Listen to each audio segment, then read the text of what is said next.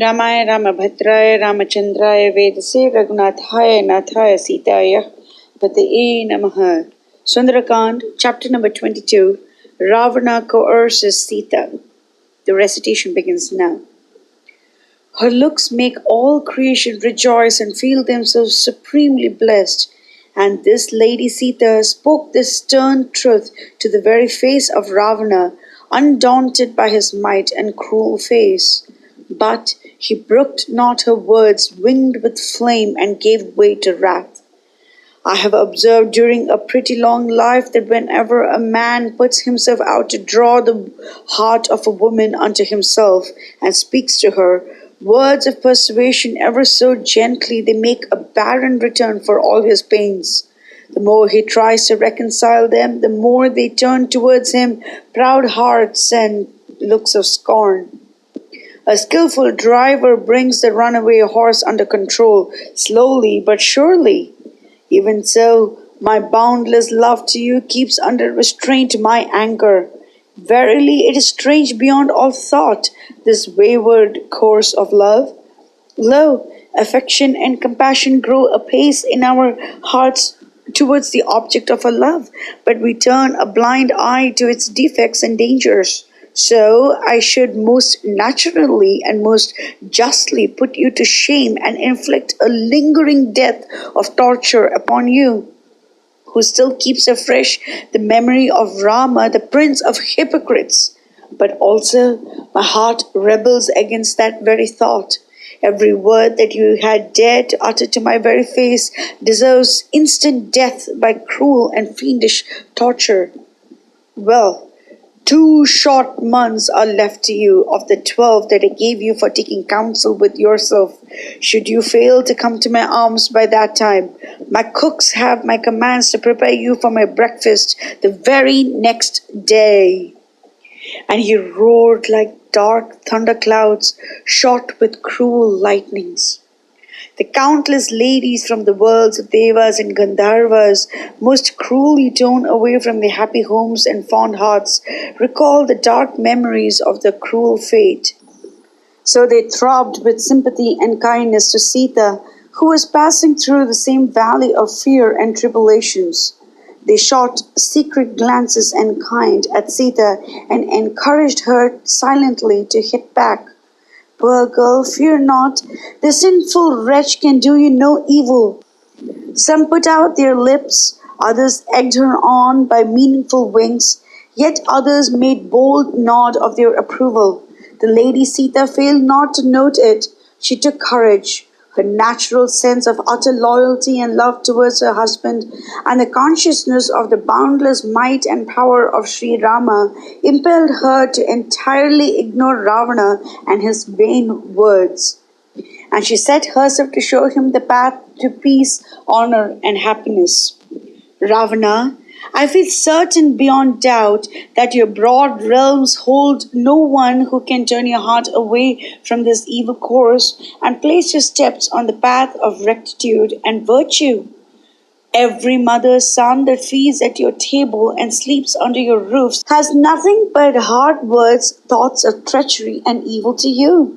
I am no less than the Lady Sachi, the best beloved of the Lord of the Devas, and there is no fool that ever dreams of raising his eyes to me with unholy thoughts. Alas, you have committed yourself beyond hope to escape from Rama's wrath. Have you not spoken these words all unholy to her who lies next to his heart? Have you ever heard that there was any doubt about the end of a duel between the maddened elephants in the jungles and a puny hare in his hole? But do not fool yourself with a fond belief that I mean your worthless self when I spoke of the lordly elephant. Nay, it is my Lord Rama and none other, and you are that atom of a hare. Your royal pride and dignity did not blench from waiting like a paltry thief until my Rama was enticed away from the cottage by your mean device. You did not hesitate to steal me away from it like a hungry cur. Has nature forgot to bless you with the least spark of shame? Alas, you know not how much I regret that it was not given you to stand before my Lord in his terrible wrath. It is to me utterly inexplicable why your cruel and ugly eyes fell not, scorched to ashes, the very moment they dared to raise themselves to the face of another woman in shameless lust. The daughter-in-law of King Dashratha, the soul of righteousness, and the beloved wife of Sri Rama, the incarnation of virtue and uprightness. I never thought of another man even in my wildest dreams. And yet you dare to utter words of foul lust to me. Do you know why your wretched tongue did not rot off then and there? Rama has never given me permission to curse anyone that does grievous ill unto me, and I ever guard with devotion and care my wifely loyalty and purity. While my Lord is there to look after me, my heart can never dare to put him by and punish those who are the just objects of his wrath. That is why the fire of my anger has not yet reduced you to ashes and dust ere now. Do you think it is in any way possible to steal me from the side of Sri Rama of matchless intellect? Do not delude yourself with the fond hope that your unholy thoughts were unknown to him. The fates have decreed that I should lead you to the gates of death.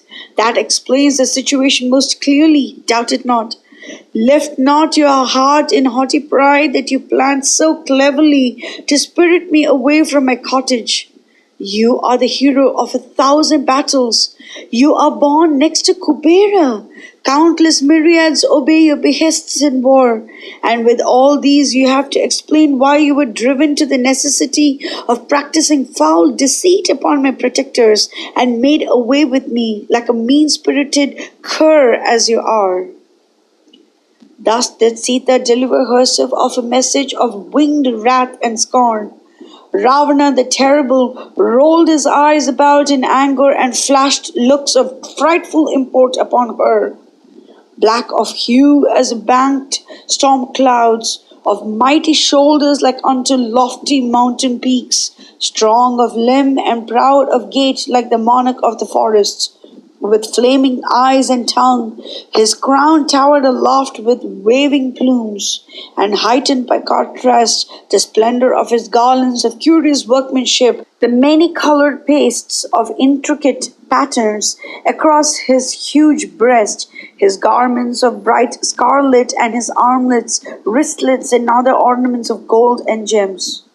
A heavy chain encircled his waist, black as the serpent Vasaki that wound itself round the Mount Mandara when it churned in the days of yore the ocean of milk for the nectar of immortality. His shoulders shone from afar like two snow-clad peaks of the same mountain, like unto a hill glorious in its wood of bright red flowers and shoots. His ears blazed with rings that deluded one into the belief that they were two resplendent morning suns. He looked the very incarnation of spring. He was decked in every manner that the brain of man could conceive. With all this, he was hideous to behold and repulsive, even as a crematorium. He stared hard for a while at Sita, his eyes blazing red with wrath, and then hissed forth like the serpent of death. Your heart is not ashamed to cling to that worm of a Rama who has nothing to lose in the world and who is outside the pale of law and justice. Well, you deserve nothing better than instant death at my hands, like unto the rising sun drinking the red blood of life of the morning twilight. The Lord of Lanka, the holy terror of his foes, turned to the Rakshasi gods, whose looks were enough to turn into stone whom they happened to rest upon, and roared an order to them. Now one of them delighted in a single eye, another boasted of a lonely ear, another covered her huge head with her ear, yet others were blessed with ears like those of the elephant, the cow, the horse, and other beasts. Another had her ears trailing behind her, and there was one who was utterly innocent of any such appendage at all. Some had their feet fashioned after those of elephants, horses, and cattle. One of them thought that she could get through life with a single leg. Another was content with a leg of most monstrous dimensions. But the cleverest of the lot was she who dispensed with any such useless article.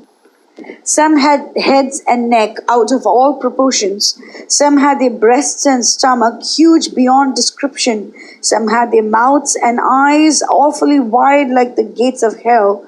There was a beauty whose tongue lolled down after her like a flaming serpent. Her friend thought her beneath notice, for she would never even think of troubling herself with one. There were other queens of beauty and grace, some with flat faces that were utter strangers to what was known as a nose. There were some whose faces resembled those of a lion, a boar, or a cow.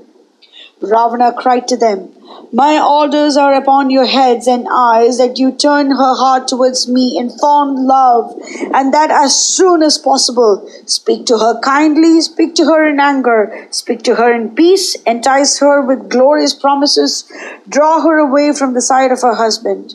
In short, every means, high and low, fair and foul, except actual physical coercion, and keep it as the last resort should the others fail utterly." He inflicted his anger upon her and relieved his heart, overwrought with lust and impotent rage, by seeking to overawe his victim again and again. Then Dhanyamalini, one of his favorite queens, drew near him, cast her flower-soft arms around his mighty shoulders, and exclaimed laughingly, "O Lord of the universe, I challenge you to mortal combat in the lists where beauty reigns and love and its delights are the prize of victory. I am painfully surprised that you should even waste a thought upon this puny creature who is no better than a mortal woman, and that with a heart that loathes the very thought of you. See you not that she is as pale as death and hideously deformed? What would you do with her? See you not that the fates have never written upon her forehead a single letter that would ensure her the unhindered enjoyment of everything that your might and power can give? You know full well that it saps the life currents of a person if he should yearn after a woman that loves him not. But boundless bliss and inconceivable delights are his, should he seek the arms of one who has set her heart upon him." Dhanyamalini did not wait for a reply, but dragged Ravana away from the spot. This changed the current of Ravana's thoughts. His mighty brows, drawn down in wrath, grew smooth. He roared with laughter like peals of thunder issuing from storm clouds. The earth quaked with affright, utterly unable to bear his huge weight. He disappeared behind the gates of his palace like the blazing sun behind the mountains of sunset. There followed in his train the ladies of the harem, transplanted from the worlds of the Devas, the Gandharvas, and the Nagas.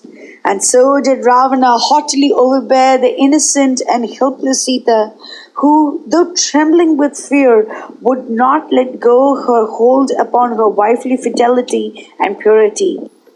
With a heart sick of foul lust and hot impure desires, he took his way to the wondrous palace.